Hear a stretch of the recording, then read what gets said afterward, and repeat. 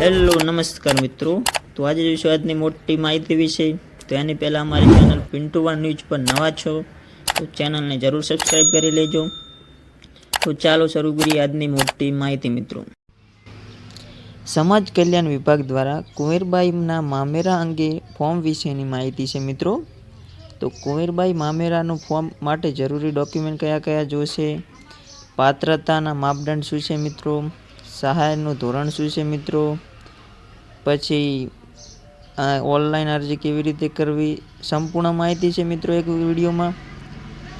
તો પહેલાં જોઈએ કે કુંવરબાઈનું મામેરું ફોર્મ માટે જરૂરી ડોક્યુમેન્ટ કયા કયા જોશે મિત્રો। તો તમારે તો પહેલાં એક કન્યાનો ફોટો જોઈશે મિત્રો, વરકન્યાના લગ્ન સમયનો ફોટો જોઈશે એક મિત્રો, કન્યાનું અને યુવકનું આધાર કાર્ડ જોઈશે, કન્યા પિતા વાલીનું આધાર કાર્ડ જોઈશે। પછી જોવા જઈએ તો સક્ષમ અધિકારી પાસેથી મેળવેલા કન્યાની જાતિનો દાખલો જોઈશે મિત્રો, જો લાગુ પડતો હોય તો એના માટે જ છે।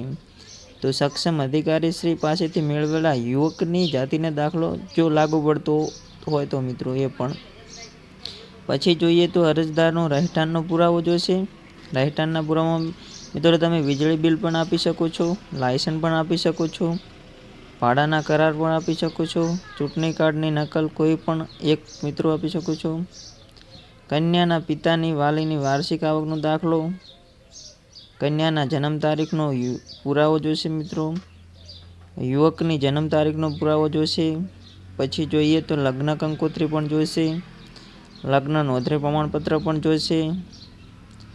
પછી બેંક પાસબુક, જો રદ કરેલ ચેક યુવતીના નામનું હોય તો મિત્રો, એક કરારનામું જોઈશે મિત્રો, બાંયધરી પત્ર જોઈશે, જો પિતા હતાશ ન હોય તો મરણનો દાખલો પણ જોઈશે મિત્રો, લગ્ન નોંધણી સમયે રજૂ કરવામાં આવતું ફોર્મ, તો લગ્ન વિધિનું ફોર્મ જોઈશે મિત્રો, એક સરનામું અને બાંયધરીનો નમૂનો જો મિત્રો તમારે જોતો હોય તો અમારી ટેલિગ્રામ ચેનલને જોઈન કરી શકો છો મિત્રો, અથવા અમારા વોટ્સઅપ ગ્રુપમાં તમને મળી જશે PDF।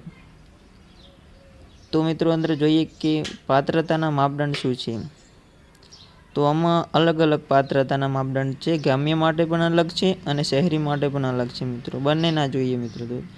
તો આવક મર્યાદાનું ધોરણ ગ્રામ્ય વિસ્તાર માટે છે ₹1,20,000 તથા શહેરી વિસ્તાર માટે મિત્રો રાખેલું છે શહેરી 1,50,000 છે મિત્રો। યોજનાનો લાભ કુટુંબથી મુખ્ય વયની 2 કન્યા સુધીના લગ્ન પ્રસંગે આપવામાં આવશે મિત્રો, 2 કન્યા હશે ને તો પણ આ લાભ આપવામાં આવશે। તો સહાયનું ધોરણ શું છે તો એ પણ જાણી લઈએ। તો સામાજિક અને શૈક્ષણિક રીતે પછાત વર્ગ અને આર્થિક પછાત વર્ગોની કન્યાઓના લગ્ન પ્રસંગે થતા ખર્ચમાં મદદરૂપ થવા માટે કન્યાના નામે 12,000ની સહાય ચેકથી ચૂકવવામાં આવે છે મિત્રો। તો લગ્ન થયાના 2 વર્ષની અંદર સહાય મેળવવામાં અરજી કરવાની હોય છે મિત્રો। જો તમારા લગ્ન થયાના 2 વર્ષ પૂરા થઈ ગયા છે તો એની અંદર સહાય મેળવવાની અરજી કરવી પડે મિત્રો। તો અરજી કેવી રીતે કરવી, ક્યાં થશે અરજી, સંપૂર્ણ માહિતી મળશે મિત્રો। તો તમારે એક નોંધ લેવાની છે કે મિત્રો આ અરજી માટે લગ્ન સમયની કન્યાની ઉંમર 18 વર્ષ હોવી જોઈએ અને વરની ઉંમર 21 વર્ષ હોવી જોઈએ મિત્રો, આ ફરજિયાત નક્કી કરેલું છે। જો આ તમારે નહીં હોય ને ઉંમર નાના મોટી હશે ને તો તમને લાભ મળવા પાત્ર નથી મિત્રો। તો પાત્રતાના માપદંડમાં આવક મર્યાદાનું ધોરણ ગ્રામ્ય વિસ્તાર માટે 1,20,000 તથા શહેરી વિસ્તાર માટે રાખેલો મિત્રો 1,50,000 મિત્રો છે। અને યોજનાનો લાભ કુટુંબની મુખ્ય વયની 2 કન્યા સુધીના લગ્ન પ્રસંગે આપવામાં આવશે મિત્રો।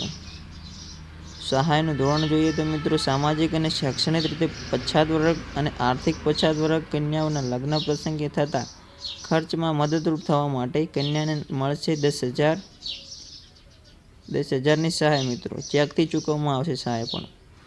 લગ્ન થયાના 2 વર્ષની અંદર સહાય મેળવવાની અરજી કરવાની હોય છે મિત્રો। તો લગ્નના 2 વર્ષમાં આ સહાય માટે અરજી કરી શકાશે। અરજી કન્યાના નામે કરવાની રહેશે મિત્રો, અરજીનું ઓનલાઈન કરવાની રહેશે। તો સોગંદનામાનો નમૂનો જોતો હોય તો અમારી વોટ્સઅપ ગ્રુપમાં મળી જશે, ફોર્મનો નમૂનો પણ મળી જશે અને વેબસાઇટ અમારા ડિસ્ક્રિપ્શનમાં આપેલી છે, તમે એના પર જઈ અને ઓનલાઈન અરજી કરી શકો છો। તો માહિતી કેવી લાગી, માહિતી સારી લાગી હોય તો તમારા મિત્રો સુધી શેર